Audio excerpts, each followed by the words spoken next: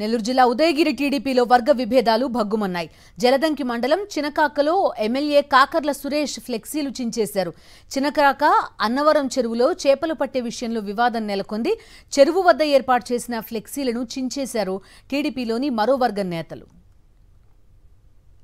పూర్తి డీటెయిల్స్ అందిస్తారు మా కరెస్పాండెంట్ వెంకటనారాయణ. చెప్పండి, చిన్న స్థాయి నుంచి ఎమ్మెల్యే ఎంపీల స్థాయి దాకా మంత్రుల స్థాయి దాకా ఏదో ఒక చోట వర్గ విభేదాలు కనిపిస్తున్నాయి. కూటమిలో టీడీపీలో ఎలాంటి వివరాలు ఉన్నాయి మీ దగ్గర?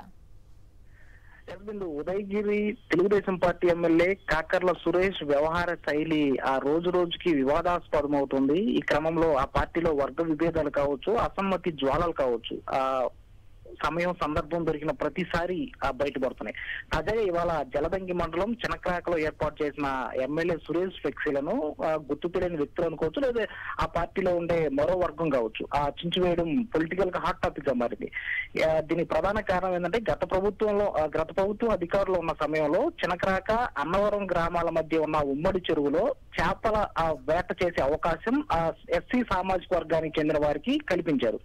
అయితే సురేష్ ఎమ్మెల్యేగా గెలిచిన తర్వాత తనకు అనుకూలంగా ఉండే వారికి చేపల వేట సాగించే కాంట్రాక్ట్ ఇవ్వడంతో సొంత పార్టీలోనే 2 గ్రూపులు తయారయ్యాయి.